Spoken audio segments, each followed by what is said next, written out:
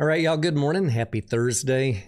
Busy day yesterday in the afternoon, and I did not get to listen into the Chipotle call, which was yesterday, Wednesday, after the market closed.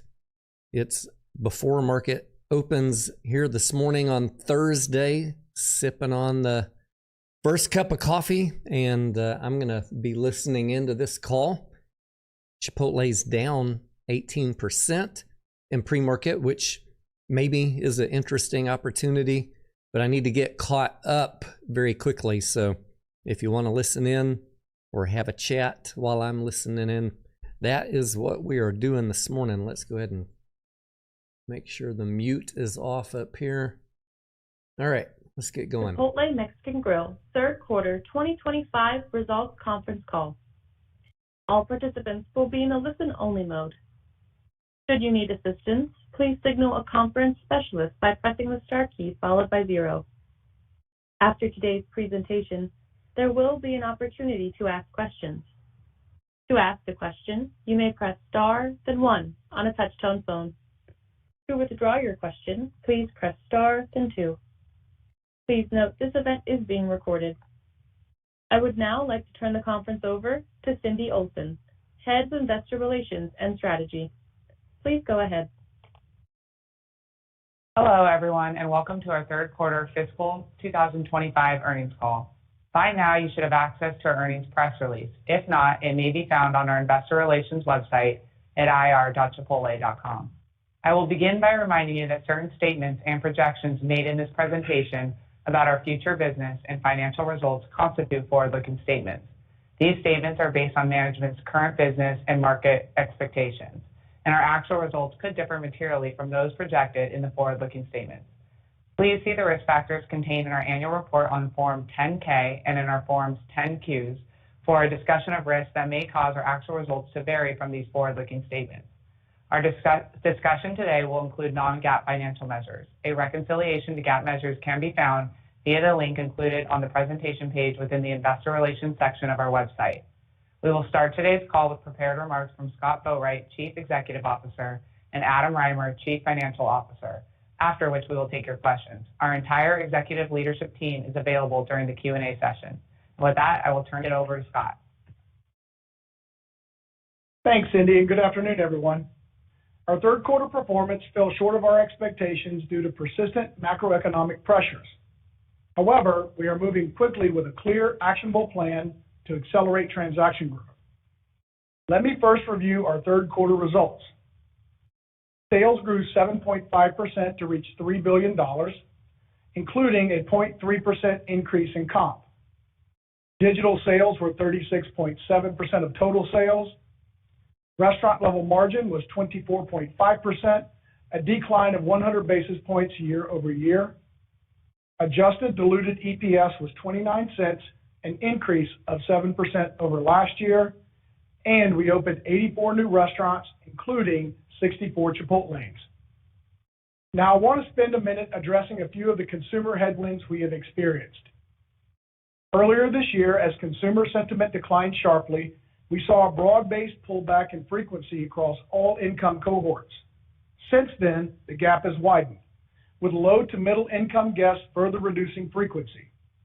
We believe that this guest with household income below $100,000 represents about 40% of our total sales, and based on our data, is dining out less often due to concerns about the economy and inflation.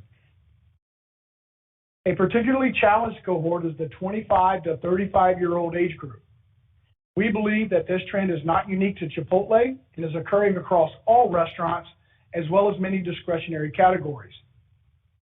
This group is facing several headwinds, including unemployment, increased student loan repayment, and slower real wage growth.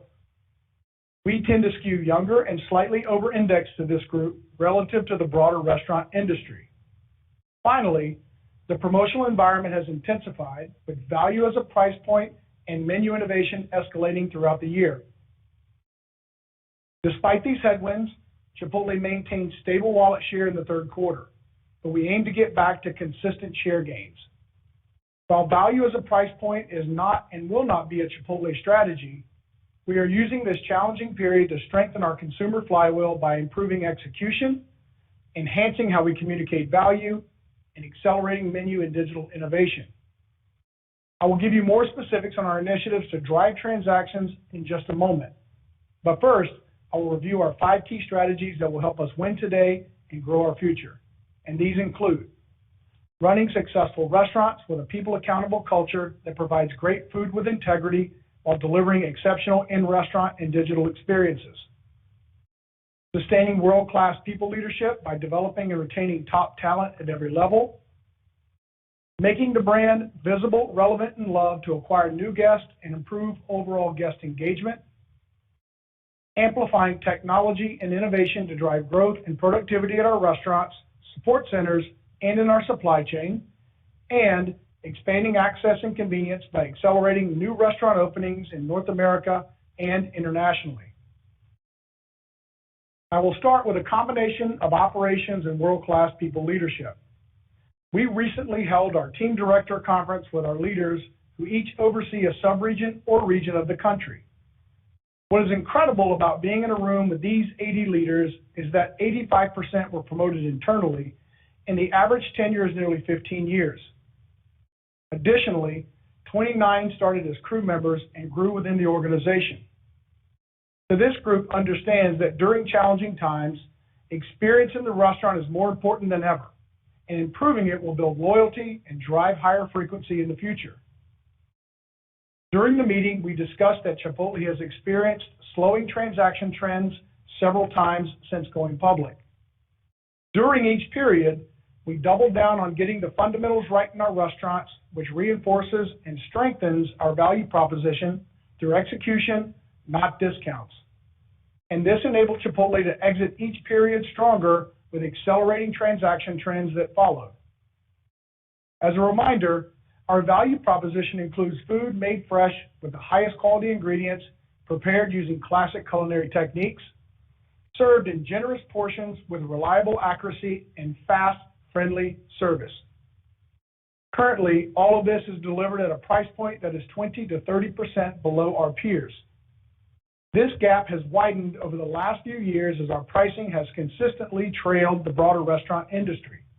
In fact, our pricing has tracked more closely with food at home than food away from home. Bottom line, our value proposition has never been stronger. Now, it is important that we deliver this exceptional experience consistently across 4,000 restaurants every day for every guest. With this in mind, we renewed our problem detection survey. While we improved in key areas like dining room cleanliness, friendliness, and portion sizes, we have room to be better. For example, in my visits to our restaurants, I still see inconsistencies in delivering Chipotle's standard of excellence, including digital order accuracy, ingredient availability, and the cleanliness of our dining room and drink stations. To address this, we are re-emphasizing standards with a system-wide retraining and are resetting quarterly bonus incentives to better align with digital order accuracy and the guest experience. Additionally, we are upgrading our restaurants with a high-efficiency equipment package, or HEAP as we call it, to improve the team experience and throughput while maintaining or improving upon our high-quality culinary. As a reminder, these include the dual-sided plancha, the 3-pan rice cooker, and the high-capacity fryer. While throughput reviews continue to show progress on Expo and the 4 pillars, we believe the rollout of HEAP will drive the next step function change in throughput as it simplifies prep, enabling our teams to be properly deployed at peak periods more consistently. In restaurants where our high-efficiency equipment package is live, feedback from the field has been positive. Our teams report more consistent, higher quality culinary execution, more efficient prep, and an overall improved team experience. For example, the new plancha cooks chicken and steak to perfection in less than half the time, expanding morning capacity and helping us to keep up through peak. In these restaurants, we are seeing the taste of food and guest satisfaction scores improve in addition to a yield savings and greater labor efficiency. We remain on track with the rollout of HEAP across the country, which we anticipate will take around 3 years. Shifting to marketing and menu innovation.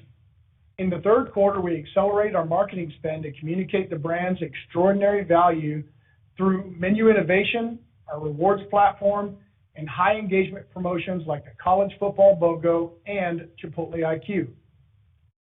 Based on our data, these initiatives successfully drove transactions and deepened guest engagement, helping to offset some of the incremental consumer headwinds in August and September. This response reinforces our focus on transaction-led growth going forward.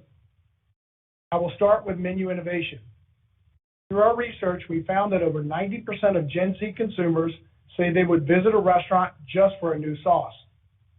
Adobo Ranch proved this to be true and was our first new dip in 5 years that helped acquire new guests and drive incremental transactions. Earlier this month, we rolled out Red Chimichurri, which pairs exceptionally well with our limited time offer, Carne Asada. The sauce is prepared with only real ingredients, no artificial preservatives, colors, or flavors, and made fresh in our restaurants every day. As we rolled it out, it drove a step up in transactions and is around low double-digit incidence. It also drove an acceleration in trial of Carne Asada. Our culinary team is working hard to meaningfully accelerate our pace of innovation for 2026 to deliver new flavor experiences that are on trend, on brand, and operationally friendly to execute. In addition to sides and dips, our innovation will include 3 to 4 limited time protein offers. Our past cadence of 2 offers a year has helped to drive a step change in transactions. In fact, we see in our data that new and existing guests who purchase LTOs increase frequency and spend over the following year compared to guests who do not purchase an LTO. Adding 1 or 2 more will keep Chipotle more visible, relevant, and loved throughout the year. Moving forward, we also plan to build awareness around new occasions that we believe could scale and be sizable pieces of our business over time. A few weeks ago, we launched a 60-restaurant catering pilot in Chicago. The test includes the high-efficiency equipment package to expedite prep and increase capacity, in addition to a new technology stack to better manage orders. We also plan to make a full marketing push to drive demand into catering, including third-party platforms. As a reminder, our goal is to scale the catering business within our restaurants without disrupting the core operations. With catering at 1 to 2% of sales versus our peers at 5 to 10%, it could represent a meaningful opportunity in the future.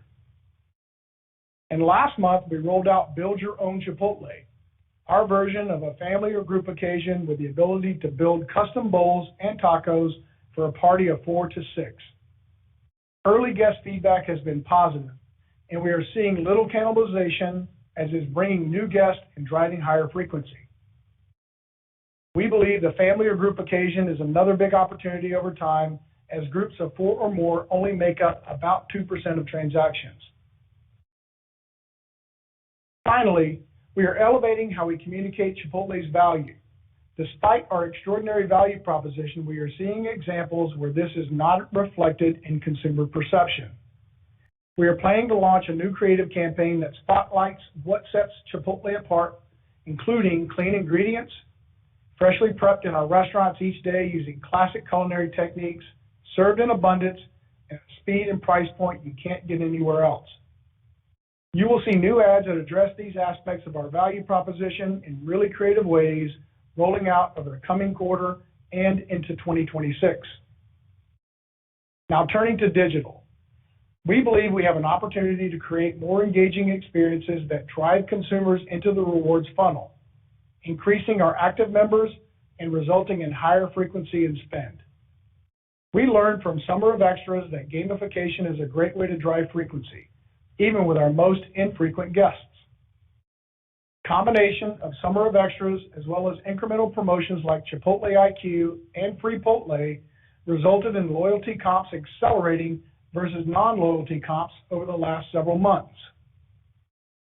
Additionally, our College Rewards program, or Chipotle U, is off to a good start as enrollees are increasing their spend after joining the program. We will continue to build awareness around Chipotle U and believe the program will be a great way to increase engagement throughout the year with this important cohort.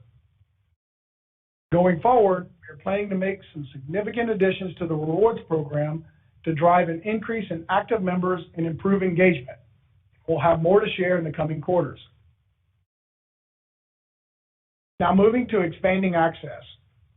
Over the past several years, we have made tremendous progress scaling our new restaurant openings from 140 openings in 2019 to an expected 315 to 345 this year, all while delivering industry-leading economics and returns.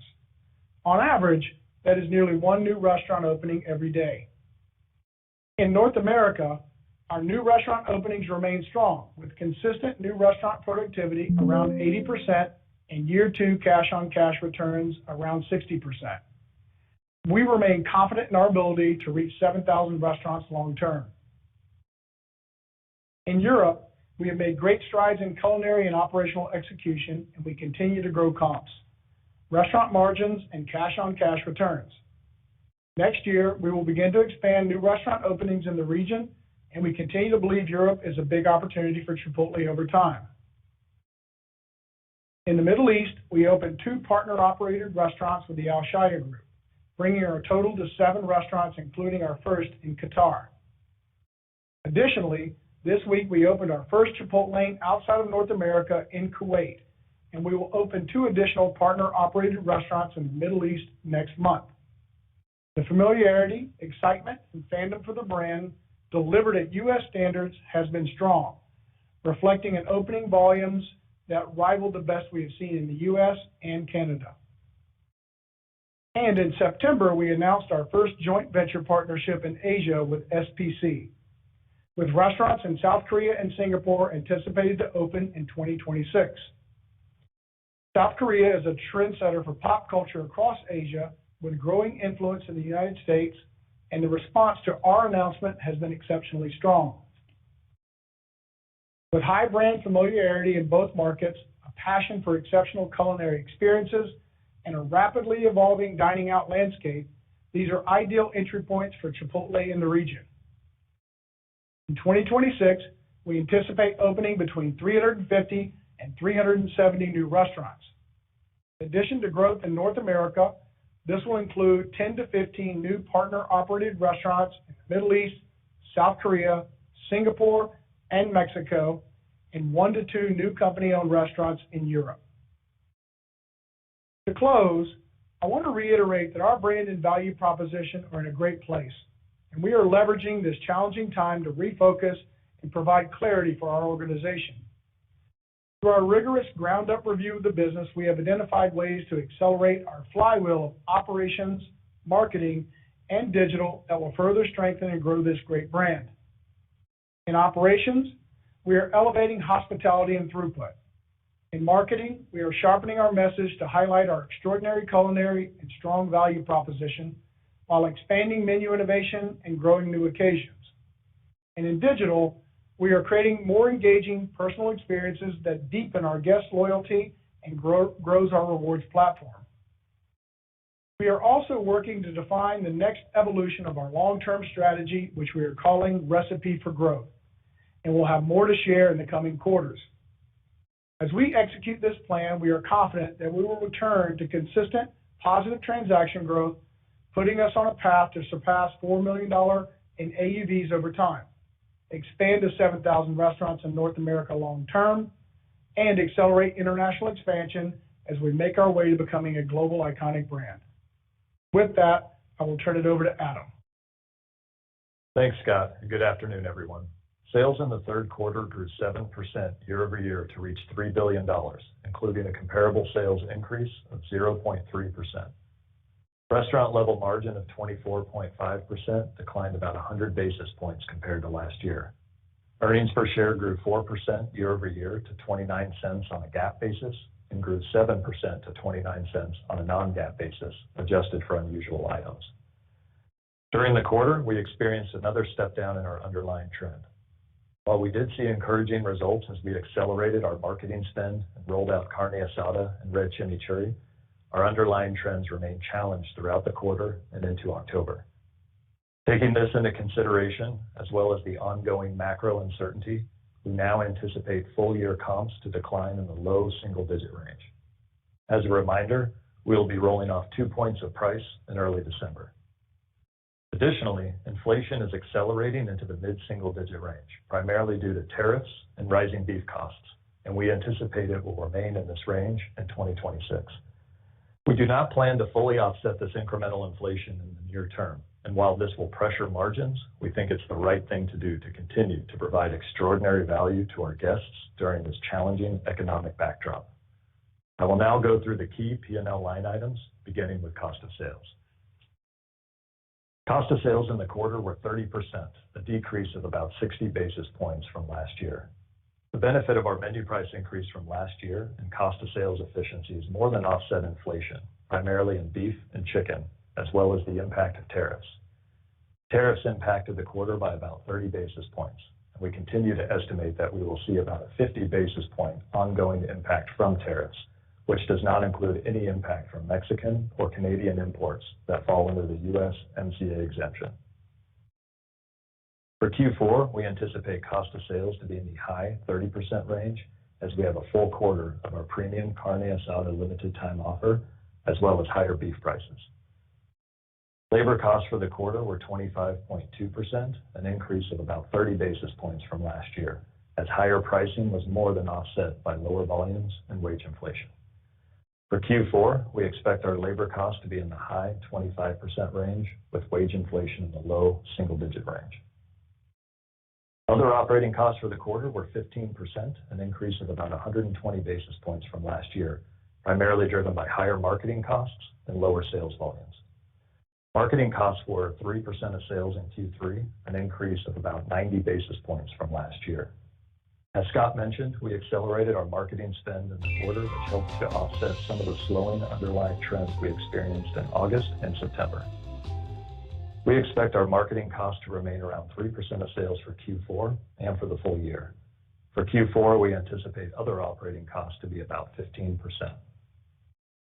G&A for the quarter was $147 million on a GAAP basis, or $139 million on a non-GAAP basis, excluding about $8 million related to retention equity awards granted to key executives in August of 2024. G&A also includes $137 million in underlying G&A, $8 million related to non-cash stock compensation, which included a reduction in our performance share accruals, $1 million related to payroll taxes on equity vesting, $1 million related to our upcoming all-manager conference, which will be held in Q1 of next year, offset by $8 million in lower bonus accruals. We expect G&A in the fourth quarter to be around $161 million on a non-GAAP basis, which will include $145 million in underlying G&A as we make investments in people and technology to support our ongoing growth, around $26 million in non-cash stock compensation, although this amount could move up or down based on our actual performance, around $2 million related to our upcoming all-manager conference, offset by $12 million in lower bonus accruals. Depreciation for the quarter was $91 million, or 3% of sales. For 2025, we expect it to remain around 3% of sales. Our effective tax rate for Q3 was 23.1% for GAAP and 22.8% for non-GAAP.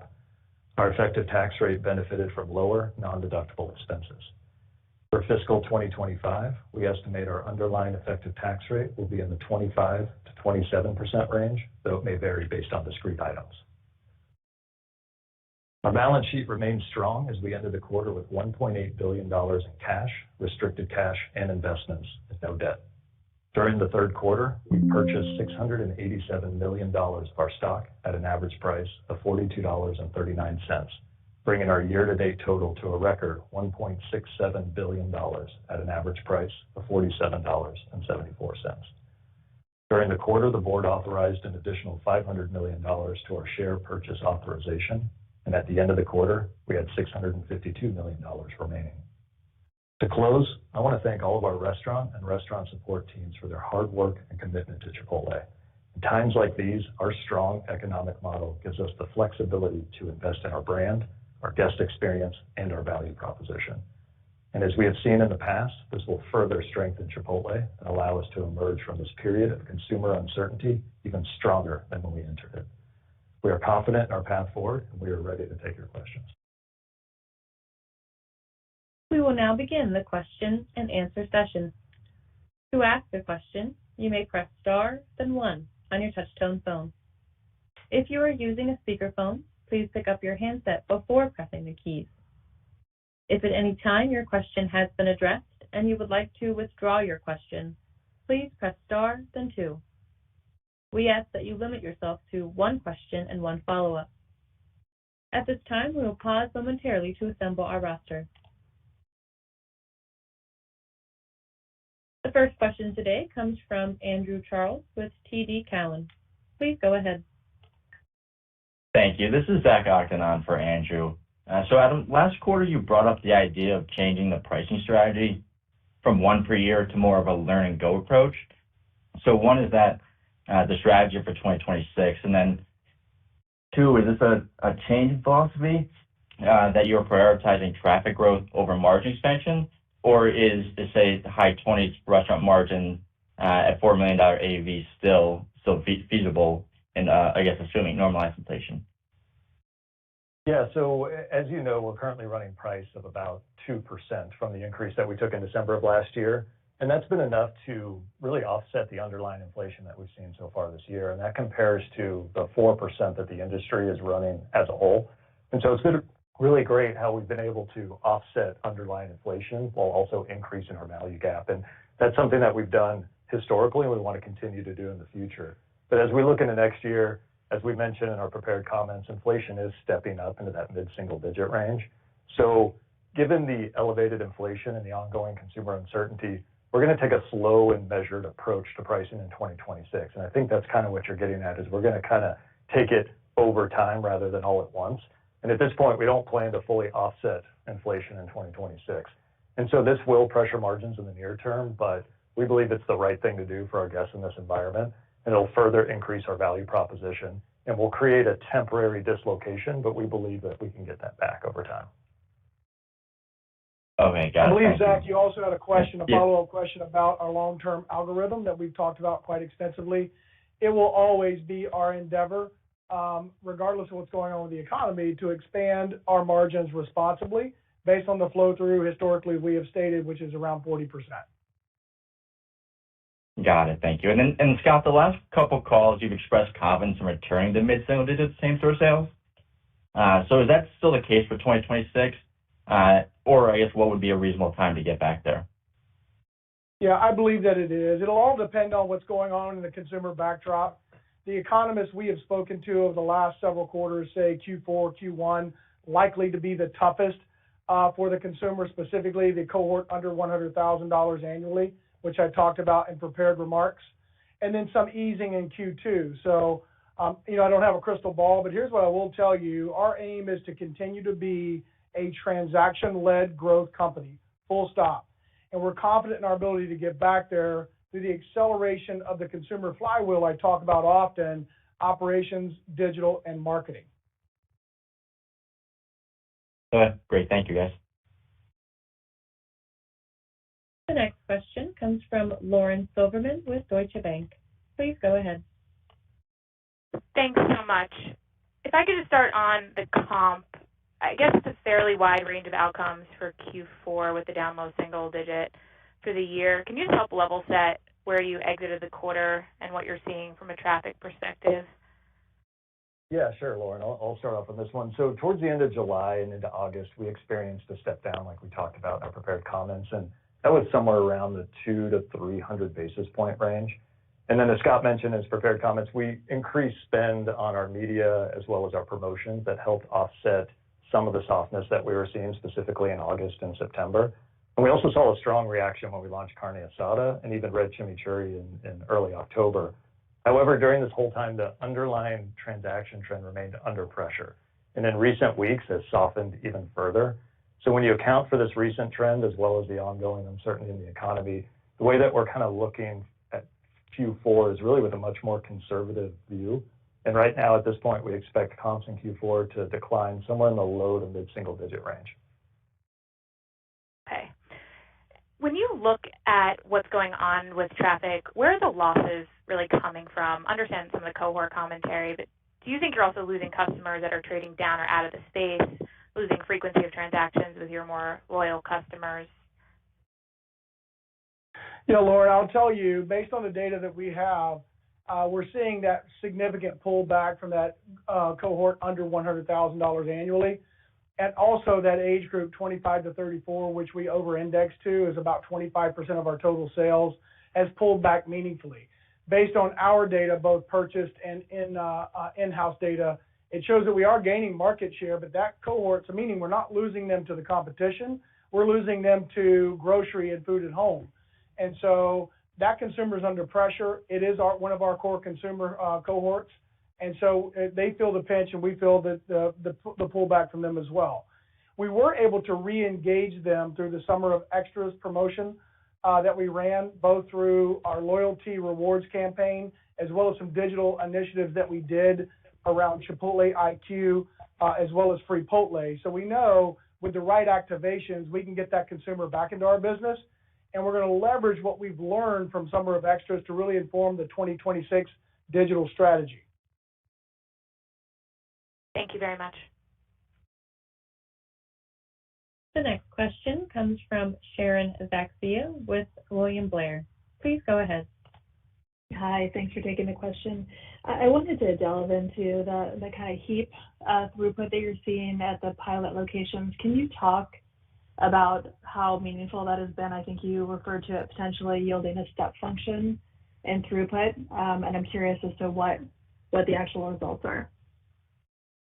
Yeah, so we're still early innings, unfortunately. We're in 175 restaurants today, another 100 this quarter, and then we'll start with all new restaurant openings, as I said on the previous call, here going forward. And so what gives us a lot of optimism around the project is we're already seeing labor efficiency gains. We're seeing better culinary, better food scores, better guest experience scores. We're seeing better delivery of distribution of labor during peak hours, which is leading to improved throughput for those restaurants. I can't get into specifics at present, but all signs are pointing up and to the right. And a follow-up on the price question, is it fair to assume that you're going to exit the year with no price at this point? I'd say at this point, we're going to look maybe later in the quarter at starting to understand some of the impacts of price. So you might see us test in a small number of restaurants, but expect the 2 points of price that we're running right now to fall off in December. So that's kind of how we're looking at it towards the end, but it's still kind of fluid at this point. Thank you. The next question comes from Danilo Gargiulo with Bernstein. Please go ahead. Thank you. Scott, it seems that the consumer environment is deteriorating and the menu and marketing efforts are not fully offsetting these traffic retractions. So while the LTOs, dips, and marketing uplift may be helping traffic in 26, can you help us understand and maybe expand on the operational actions that you are taking in the near term to be inflecting the traffic regardless of the macro action? Yeah, so thank you for the question, Danilo. I'll tell you, we ran a problem detection study. We actually renewed our problem detection study over the last quarter, which highlighted some key operational concerns that we are addressing as we speak. Jason Kidd, as you know, is probably just over 120 days in as Chief Operating Officer. And I'll tell you, he has quickly gathered the team, rallied the teams. They truly respect his leadership and his approach. And the problems that we have identified, he and the teams are actively working against solutions for those problems, as well as modifying our quarterly bonus program incentives target specifically for our restaurant teams to tie to the outcomes that we want to see going forward. And so it's all grounded in this new strategy that I referenced very quickly at the end of the call around Recipe for Growth. And it's a three-pronged strategy. Of course, it includes operations, digital, and marketing. So from an operations perspective, we're digging in on what are the main friction points for the consumer today, because they're different than they were just a year ago. It is my belief that the consumer that is in the market today is more discerning. They're looking for value, and not necessarily value as a price point, but value as a benefit over price. And I talk about that a lot. And so we have to over-deliver on those expectations in this consumer environment. And I promise you, my operations team under Jason's leadership are heading in the right direction, focused on the right activities, and continue to strengthen our experience in restaurants. One of the other challenges that we see, and some of the learnings we pulled out of Summer of Extras, is that there's more work to be done in really reimagining our loyalty program and how we show up in digital commerce. And so I won't get into the nuts and bolts of that, but just know that there is a lot of work behind the scenes that is going into how do we reimagine rewards for the Chipotle customer going forward. Most importantly, targeting those consumers that aren't already in the funnel to get more consumers into the funnel, because we know once they're in our funnel, we can drive transaction and really drive demand. And then the last leg would be around this idea of better communicating our value proposition and our uniqueness as a brand. And so Chris and team are working on what that looks like today. So we talked briefly on the prepared remarks about new ad campaigns and new ads in general that will do just that. Great, thank you. I'd also add one extra spin on that or rev on that is we're rapidly increasing the pace of innovation as it relates to culinary innovation.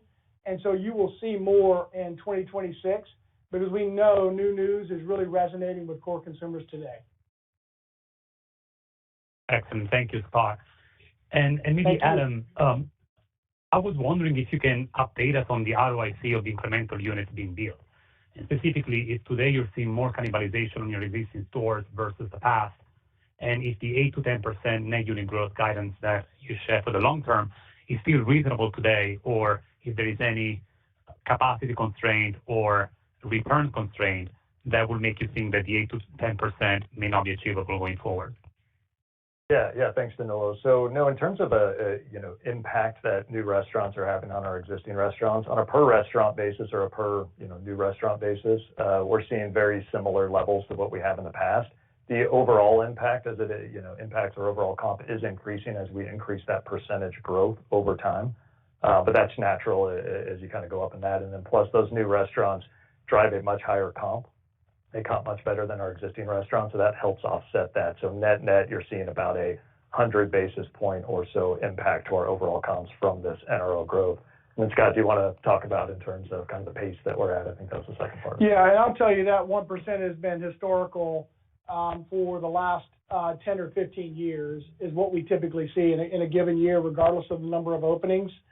But I'll tell you, it's a great question. We believe we've reached the right pace that enables us to consistently open the best locations, staffed with the most talented teams to maintain industry-leading unit economics and returns. And I don't know of anyone else in the space that's growing at that clip. If you frame it in this reference point, it's a restaurant every 24 hours, which is incredible growth. And we feel really comfortable in that as a sweet spot. And it doesn't mean we won't flex up to Danilo, but we feel great in that range today. Thank you. The next question comes from David Palmer with Evercore ISI. Please go ahead. Great, thanks. I'm trying to put this into a question of, in the near term, obviously you're sacrificing incremental margins. Some of this is comps. You're pointing to low to mid-single digit same-store sales declines in the quarter, and some of it's some outsized inflation. But some of it's also that you're trying to not price to that inflation and perhaps give better or work towards a better value for the consumer, and hopefully over time maybe get recognized for that. I'm wondering what that can mean for 20. You mentioned that incremental margins would be, you're still thinking 40% long term, but it also feels like in the near term that's not going to be the case, that you're maybe going to earn the right to get back to that incremental margin by maybe rebasing those restaurant margins into 2026 as we find perhaps some stability in traffic and your core consumer can find their own footing, in terms of their own economic well-being. So I'm just wondering how we should be thinking about that, where we might sort of find a base in terms of restaurant margin, and just broadly speaking, how you're thinking about this, because do you think that the solution really is going to be just giving better value to the consumer? You've tried these other levers. This is basically going to be about just giving better food value, and then eventually you're just going to start to really comp strongly again because this is a very good brand. Wonder how you're thinking about all that. Yeah, David, you're heading down the right path. I'll tell you, the core value proposition that is Chipotle is still firmly intact, and the business fundamentals are still strong. And what we're faced with today, and we talk a lot about this, is while we have opportunities, we believe that the consumer slowdown is really affecting our business in a meaningful way. But we would never let a good crisis go to waste, David. I think you and I have talked about this in the past. We are going to double down our efforts on the consumer flywheel and ensure we are delivering on value in the most meaningful way in this environment. And we will emerge stronger as an organization than we were when we went into this consumer slowdown. And so if we need to invest some component of margin to really drive top-line transactions in the near term, David, there could be something there. Again, not being able to price against the inflation that we'll see next year is one leg of that. And so once we believe that the consumer is on better footing, we'll do what's right and appropriate for the business and for the consumer to get back to our long-term algo. Anything you would add to that, Adam? No, just a reminder that, as you know, David, we take price to offset the impact of inflation, and then we're going to drive that margin north with transaction growth. This has been our approach in the past. It'll continue to be our approach in the future, and it has led to us lagging the industry when it comes to price on pretty much every comparison, 1 year, 5 year, even 10 plus years. So the fact that our pricing will lag 2026 inflation, just look at that as a temporary dislocation that we know we can get back over time. And then we can return back to that ideal 40% flow through over time as we get back to mid-single digit comps and are driving transactions again. One of the things I will tell you, David, I think is encouraging, unfortunate but encouraging, is that the fast casual sector is just out of favor and has been deemed unaffordable. And we are lumped into that. And so, but I'll still tell you, we are still a 20 to 30% discount to our fast casual peers in the sector. And so we've got to do a better job as an organization communicating that value in the most meaningful way to really differentiate what makes Chipotle unique and special. Thanks for the thoughts. The next question comes from Drew North with Baird. Please go ahead. Great. Thanks for taking the question. I wanted to ask another one on 2026, maybe asking it in a different way. But Adam or Scott, any guardrails on how you're thinking about 2026 from a comps perspective, or maybe traffic and the timeline getting back to positive traffic, or maybe how you're thinking about the shape of the year when considering the comparisons, pricing dynamics, and all the internal initiatives for next year? Just trying to help frame up the right expectations there as we look out to next year. Yeah, I'll start and kind of frame up the baseline, and then I'll let Scott kind of take it in terms of initiatives. So we're obviously not guiding to 2026 yet. We'll do that in February. But one thing that I would say that's important to note is, as you know, we've had several underlying step downs throughout the year. February and May and August, and then this most recent one in October. And despite many initiatives helping offset most of these step downs, obviously, as we've guided, 2025 will be in that negative low single digit range. So we're ending the year at a lower sales level than we began. And so that's going to create a tougher compare until we fully lap each of those step downs. So you've got to take this into account. And if you do that, you'll come up with a baseline in 2026 that starts negative, but then we're confident that we can build upon that with the initiatives that we have in place for 2026 to get that north of there. And Scott, if you want to comment on some of those.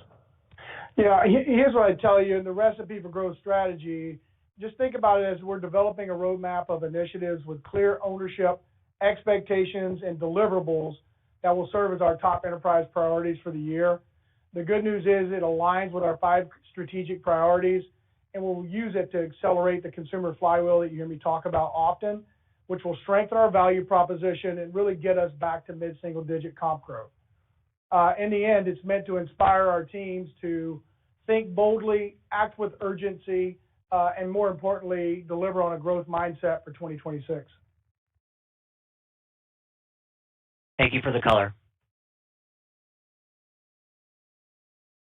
The next question comes from Sara Senatore with Bank of America.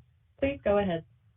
Hi, thank you. I have, I guess two-part question. The first is just about the value proposition. I think, Scott, you said, the fast casual is being viewed as perhaps not, as unaffordable, but I guess trying to reconcile that with the idea that, you're not really losing share of restaurant wallet to, I guess, either QSRs or casual diners or your peers. So it actually sounds like maybe the value proposition is appreciated. And so I was just curious where you're kind of seeing that feedback about fast casual, because it's not showing up in your share.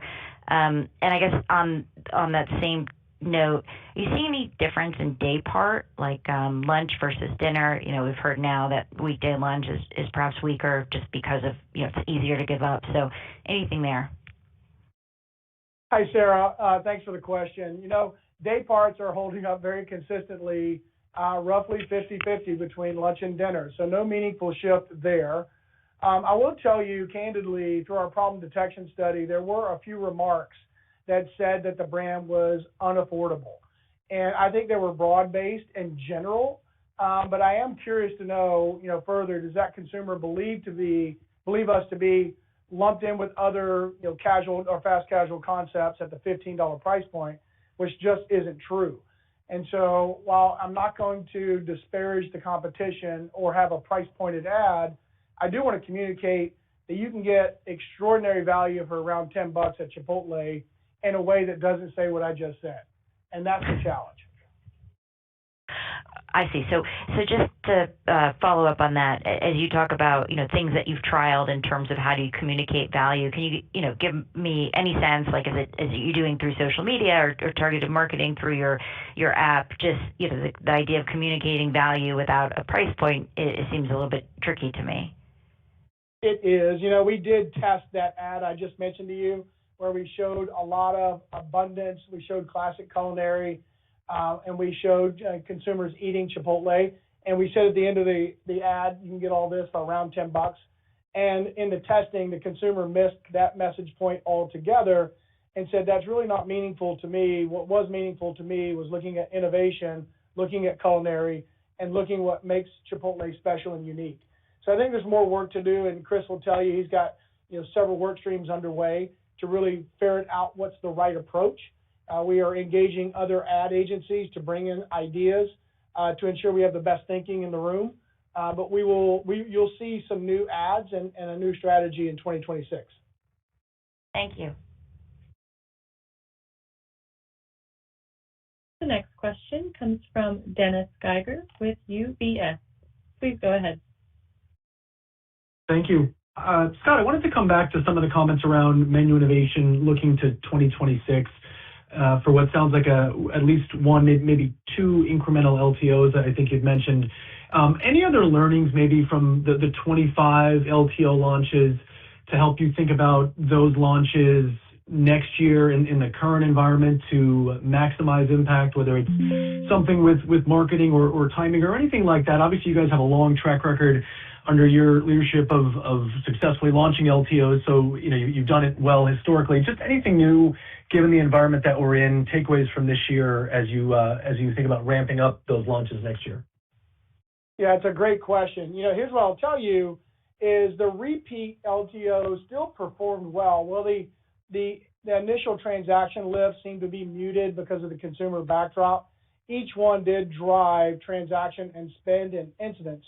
And we also learned this year that a consumer that buys an LTOs, lifetime value goes up exponentially, meaning they're going to spend more throughout the year than a consumer that doesn't purchase an LTO. What gives me a lot of confidence in the 2026 strategy, what surprised me this year was the success around dips. And so Adobo Ranch was highly successful. Red Chimichurri is proving to be just as, if not more successful. And it's even driving an incremental trial on carne asada. What's exciting about 2026 is there could be a blend of new innovation as well as historic innovation that has worked really, really well. But at the end of the day, what we know is working is new news and new product news and product innovation.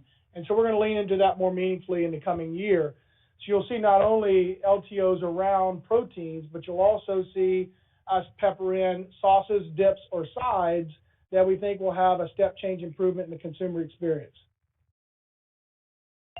That's terrific. One more, if I may, just on some of your comments just a few minutes ago about investing a component of margin potentially to help drive the top line, drive transactions. Beyond the pricing piece, I'm not sure if I missed it, but any other aspects that you could share now on maybe what that might look like? Could there be anything else on portion size above and beyond what you've done?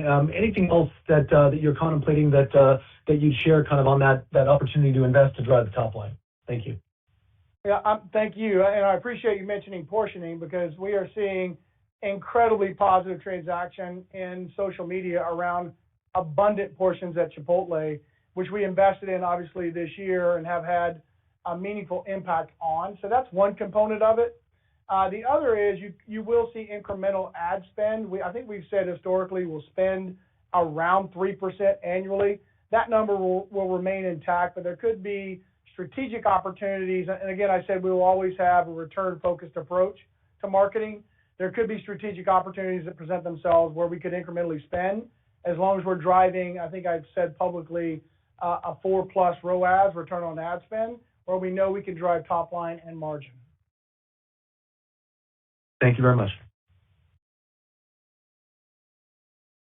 The next question comes from Chris O'Cull with Stifel. Please go ahead. Yeah, thanks for taking the question.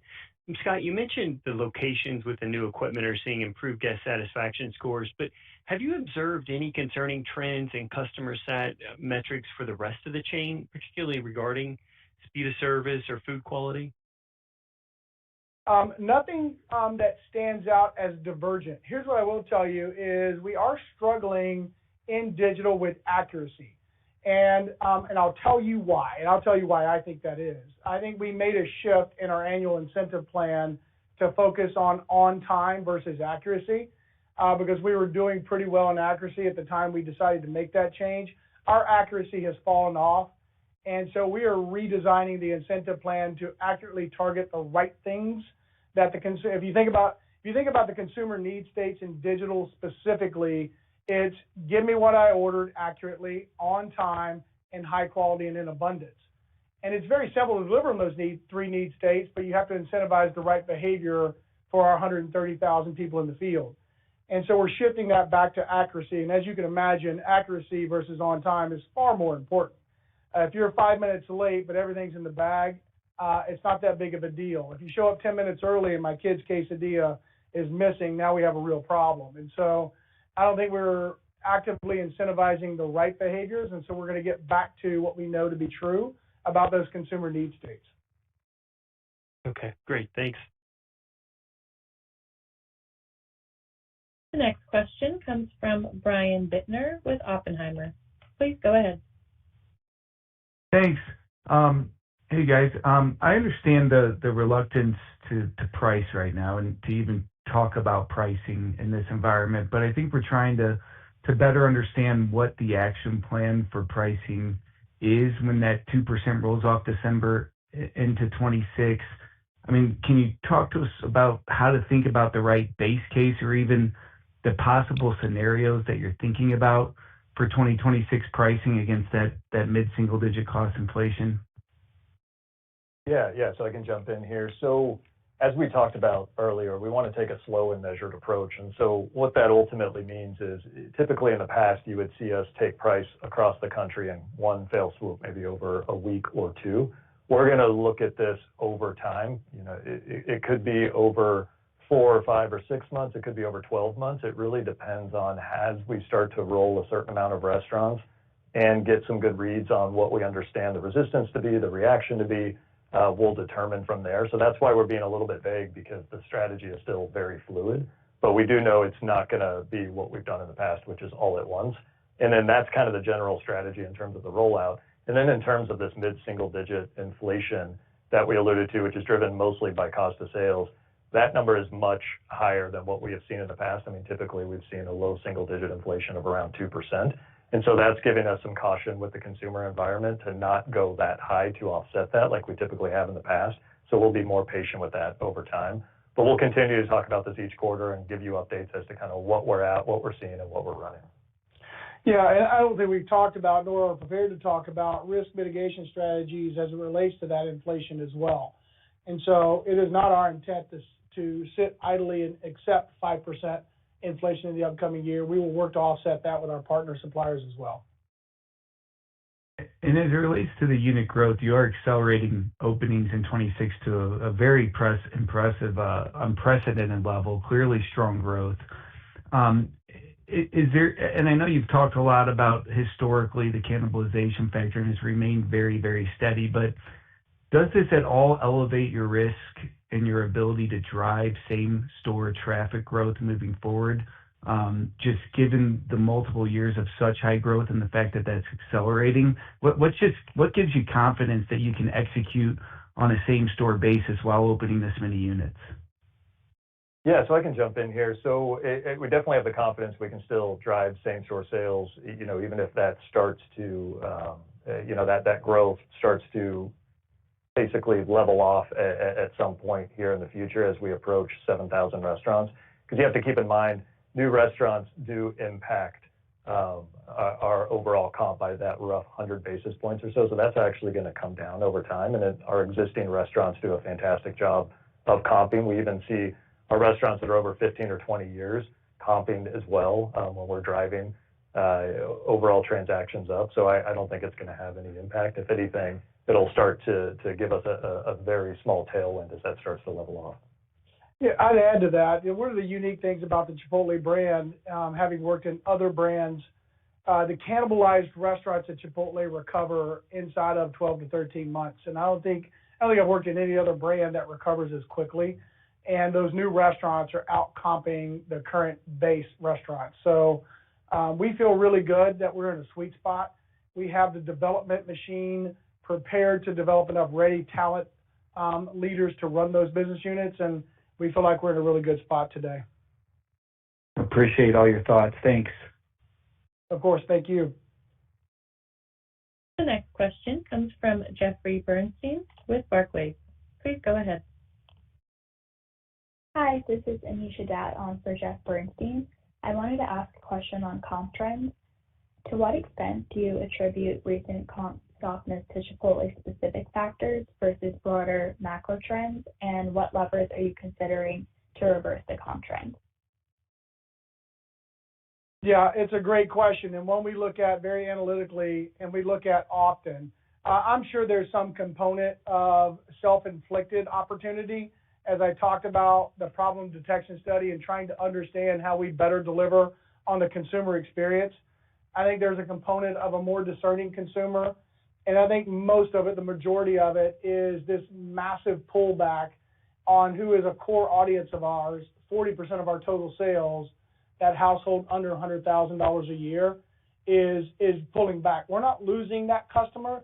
They're just coming less often. We have data that shows that empirically. So that's what I would tell you. And, we remain confident we can get those consumers back in, transacting more frequently through better marketing messages, better digital campaigns, and better innovation. Great. Thank you. Thank you. This concludes our question and answer session. I would like to turn the conference back over to Scott Boatwright for any closing remarks. Hi, thank you. And thank you for all the questions, and thank you for your commitment to our great brand. I want to say thank you to the 135,000 people working in our field organization. In what has been a very challenging year, this group continues to show up every day and works aggressively and very hard to deliver on great consumer experiences. I'll tell you, our brand is made up of people, and we're people that sell burritos. But at the end of the day, we have the best people in the industry. We believe we have the best product in the industry, and the brand remains as strong today as it has ever been. And so that said, we look forward to a new strategy in 2026 that'll get us back to mid-single-digit comp growth, and we'll talk to you all in the next quarter. The conference is now concluded. Thank you for attending today's presentation. You may now disconnect. All right, guys, thanks for listening in. If you were tuning into that this morning, I am seeing Beyond down 20%, not Beyond, Chipotle down 20% this morning, 31.75. I did take a small position in pre-market this morning. I will add in size if we get down to this 25 to 26 level, which the ticker has not really been at since 2022. So my previous trades in 2024, I had bought at $48.51, sold in November at $60.53. I've been out of the trade for a year almost. And I like Chipotle. I like the stock. I'm not confident that today is the bottom, but starting a position back again, and we'll see what goes from here. I like to buy these solid companies on a big miss, a big mess up, a big pullback. 20% is a good pullback, but I don't go all in on day one of letting the market absorb the news. We'll see what happens over the next coming days. And if it pulls back further, if it drops 15 or 20%, I'll add in size. And if it starts recovering, then maybe I'll add a little bit on the upside. But it's a play it by ear thing. DDoS says, I was thinking 25 might be a buy zone, but now it could be 19 to 20. Man, that's pretty bearish. There, I see that this lower level down here. I was looking at that on the chart. I mean, no, that's way too bullish. I mean, bearish. These dips we had back in 2019, 2020, we're not going that far down. I feel pretty good about 25. I set my alert to remind me to come back and look at it. If it runs down to 26 in the next month, I will be adding. We'll just see. We'll see. I am a little concerned what I need to dig a little more into what he's talking about with quality of the orders on digital. Like how do you mess up a digital order compared to somebody being in person there? I just don't get that. Like how hard is it to make a burrito and a quesadilla? Anywho, guys, thank you. Have a good morning, and I'll be around in Discord and on social media today. Leave comments if you have some thoughts on Chipotle that you want to share, and we'll probably see y'all with the live stream again later this afternoon or this evening. Thank you very much.